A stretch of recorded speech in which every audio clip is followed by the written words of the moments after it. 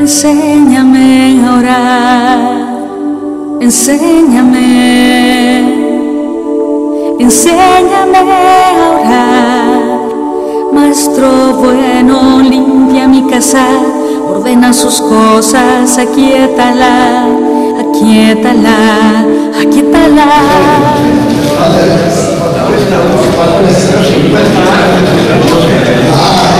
Padre Marcuesta, felicidades por sus 50 años de sacerdocio.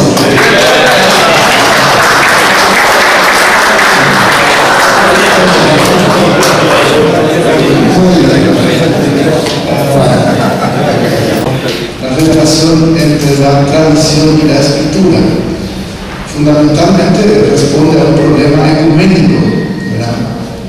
O sea, la Biblia cómo es leída en las diferentes iglesias, ¿verdad? Cómo entra el tema de la comunión como nuevo estatuto teológico en la Iglesia Universal y en las iglesias particulares. Responde también, desde mi punto de vista, al pluralismo cultural, ¿verdad? En todas partes, la gran movilidad, incluso en nuestro país, y más concretamente responde a la diversidad de grupos, ¿verdad? Tenemos comunidades especiales de base, tenemos movimientos apostólicos, tenemos grupos de todos los colores, como un mosaico, ¿verdad? Como un mosaico. Y pienso que este instrumento para la pastoral puede ser un bálsamo que nos ayude a fomentar la unidad y la comunión, además de la caridad en todas las iglesias. Entonces hemos visto la vez pasada, se puede seguir, la palabra de Dios que tiene una doble vertiente, la Biblia. Tenemos que tener en cuenta que el canon de la Biblia tuvo su proceso. Existen los apócrifos y también los canónicos. Y la tradición que hemos visto como un conjunto de instituciones, culto, testimonio y predicación.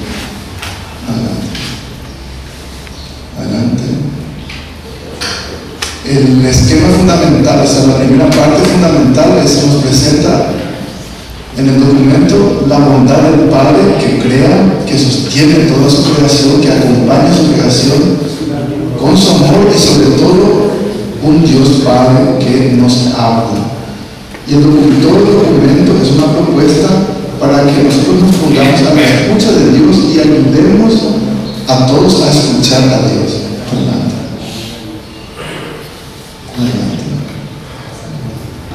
Las tres partes, la responder, Dios habla y el hombre responde, y dentro de la respuesta del hombre se encuentra la respuesta de la iglesia, o sea, el tema de la hermenéutica católica.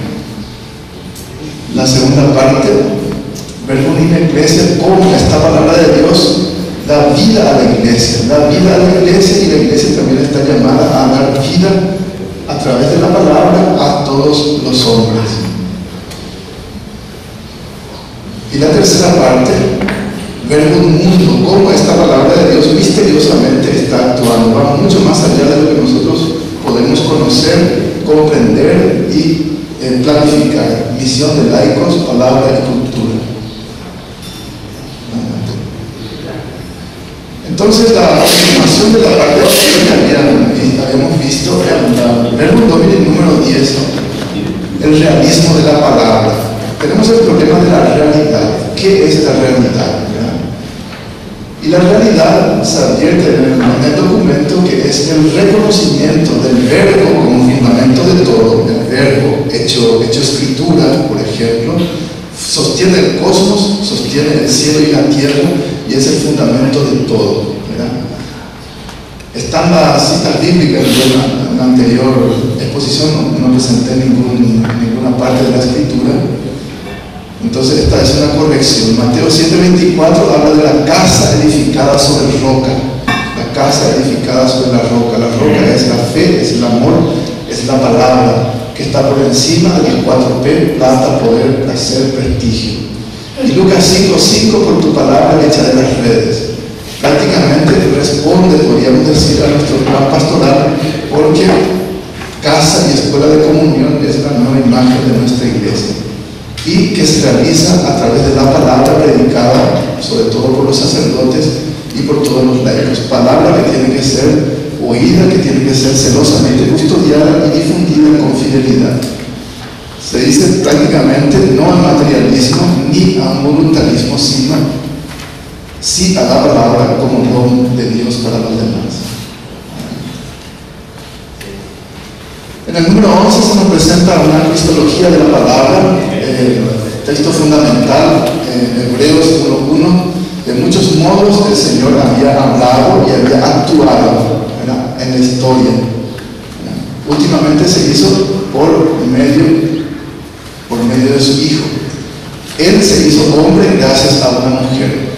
Y de este principio cristológico deriva la condición del cristiano. El cristiano lo es no por una idea brillante, sino ni una decisión ética. Uno no se hace cristiano moralmente, incluso hablando como resultado de una decisión ética, sino por el encuentro.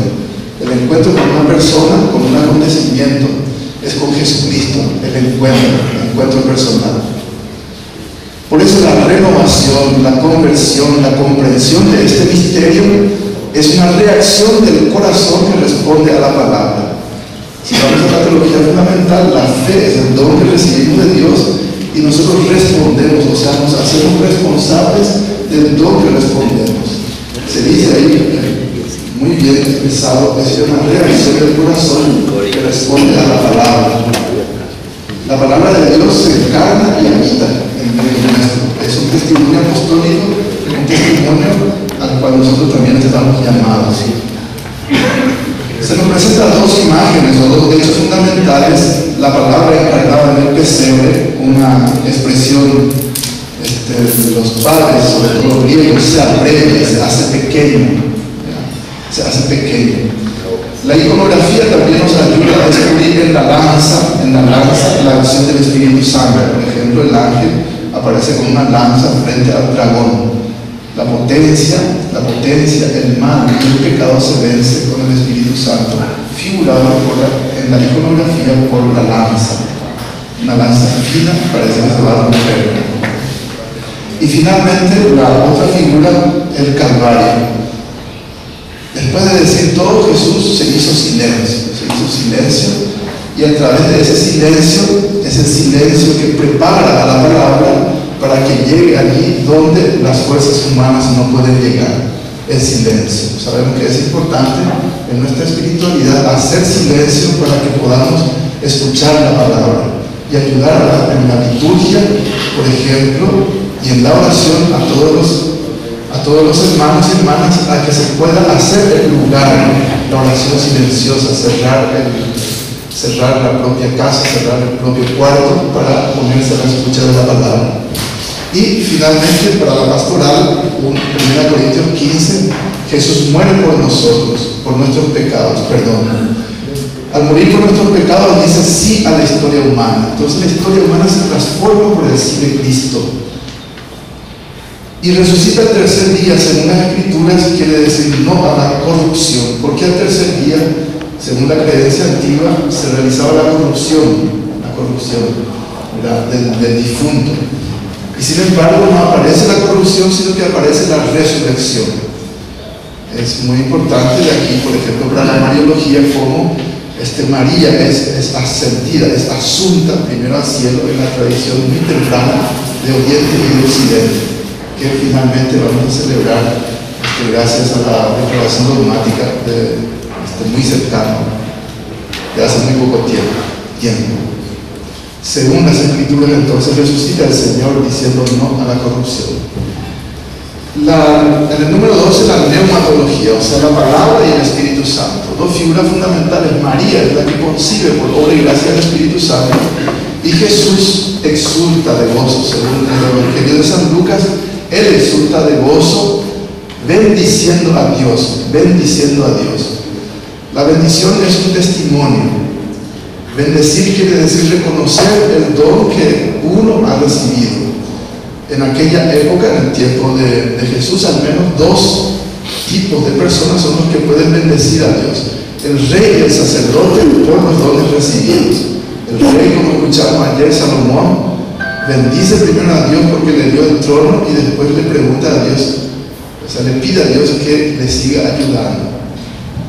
Dios le dice, te daré lo que me pidas, ¿verdad? Y según la intención de Salomón, le dice, sí, haré todo lo que tú me digas.